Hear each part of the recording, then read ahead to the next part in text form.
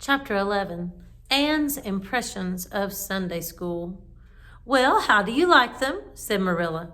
Anne was standing in the gable room, looking solemnly at 3 new dresses spread out on the bed. One was of snuffy-colored gingham, which Marilla had been tempted to buy from a peddler the preceding summer because it looked so serviceable. One was of black and white checked sateen, which she had picked up at a bargain counter in the winter. And one was a stiff print of an ugly blue shade which she had purchased that week at a Carmody store. She had made them up herself, and they were all made alike. Plain skirts, full tightly to plain waist, with sleeves as plain as waist and skirt and tight as sleeves could be. "I'll imagine that I like them," said Anne soberly. "I don't want you to imagine it," said Marilla, offended. "Oh, I can see you don't like the dresses. What is the matter with them? Aren't they neat and clean and new?" "Yes." "Then why don't you like them?" They're not pretty," said Anne reluctantly. "Pretty," Marilla sniffed. "I didn't trouble my head about getting pretty dresses for you. I don't believe in pampering vanity, Anne. I'll tell you that right off. Those dresses are good, sensible, serviceable dresses without any frills or furbelows about them. And they're all you'll get this summer. The brown gingham and the blue print will do you for school when you begin to go. The sateen is for church and Sunday school. I'll expect you to keep them neat and clean and not to tear them. I should think you'd be grateful to get most anything after those skimpy wincey things you've been wearing." "Oh, I am grateful," protested Anne, "but I'd be ever so much gratefuler if you'd made just one of them with puff sleeves. Puff sleeves are so fashionable now. It would give me such a thrill, Marilla, just to wear a dress with puff sleeves." "Well, you'll have to do without your thrill. I hadn't any material to waste on puff sleeves. I think they're ridiculous-looking things anyhow. I prefer the plain, sensible ones." "But I'd rather look ridiculous when everybody else does them plain and sensible all by myself," persisted Anne mournfully. "Trust you for that. Well, hang those dresses carefully up in your closet, and then sit down and learn the Sunday school lesson. I got a quarterly from Mr. Bell for you, and you'll go to Sunday school tomorrow," said Marilla, disappearing downstairs in high dudgeon. Anne clasped her hands and looked at the dresses. "I did hope there would be a white one with puff sleeves," she whispered disconsolately. "I prayed for one, but I didn't much expect it on that account. I didn't suppose God would have time to bother about a little orphan girl's dress. I knew I'd just have to depend on Marilla for it. Well, fortunately, I can imagine that one of them is of snow-white muslin with lovely lace frills and 3 puff sleeves." The next morning, warnings of a sick headache prevented Marilla from going to Sunday school with Anne. "You'll have to go down and call for Mrs. Lynde, Anne," she said. "She'll see that you get into the right class. Now, mind you behave yourself properly. Stay to preaching afterwards and ask Mrs. Lynde to show you our pew. Here's a cent for collection. Don't stare at people and don't fidget. I shall expect you to tell me the text when you come home." Anne started off irreproachably, arrayed in the stiff black and white sateen, which, while decent as regards length and certainly not open to the charge of skimpiness, contrived to emphasize every corner and angle of her thin figure. Her hat was a little, flat, glossy New Sailor, the extreme plainness of which had likewise much disappointed Anne, who had permitted herself secret visions of ribbon and flowers. The latter, however, were supplied before Anne reached the main road, for being confronted halfway down the lane with a golden frenzy of wind-stirred buttercups and a glory of wild roses, Anne promptly and liberally garlanded her hat with a heavy wreath of them. Whatever other people might have thought of the result, it satisfied Anne, and she tripped gaily down the road, holding her ruddy head with its decoration of pink and yellow very proudly. When she reached Mrs. Lynde's house, she found that lady gone. Nothing daunted, Anne proceeded onward to the church alone. In the porch, she found a crowd of little girls, all more or less gaily attired in whites and blues and pinks, and all staring with curious eyes at this stranger in their midst, with her extraordinary head adornment.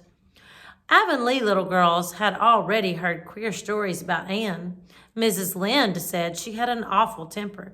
Jerry Boat, the hired boy at Green Gables, said she talked all the time to herself or to the trees and flowers like a crazy girl. They looked at her and whispered to each other behind their quarterlies. A quarterly is like a workbook.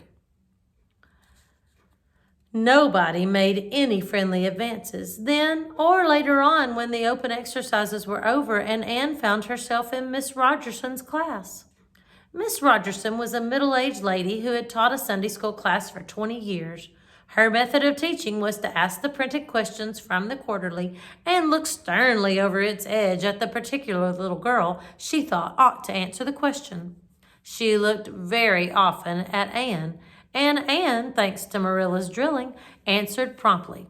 But it may be questioned if she understood very much about either question or answer. She did not think she liked Miss Rogerson, and she felt very miserable. Every other little girl in the class had puffed sleeves. Anne felt that life was really not worth living without puffed sleeves. Well, how did you like Sunday school? Marilla wanted to know when Anne came home.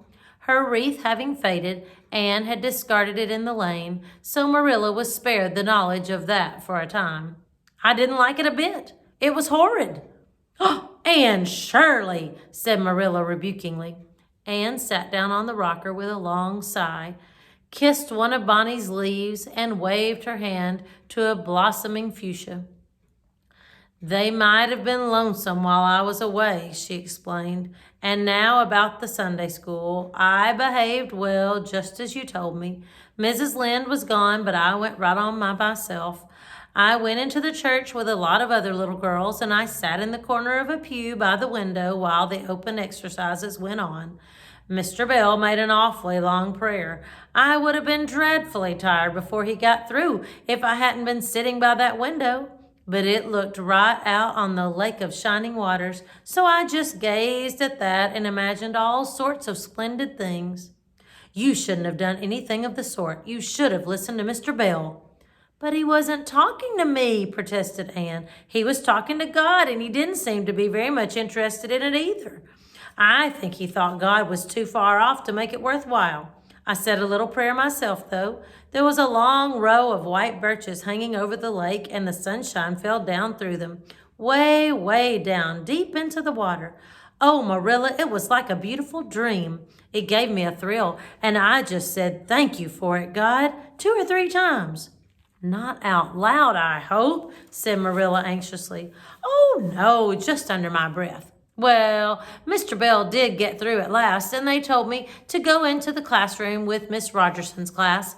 There were 9 other girls in it. They all had puffed sleeves. I tried to imagine mine were puffed too, but I couldn't.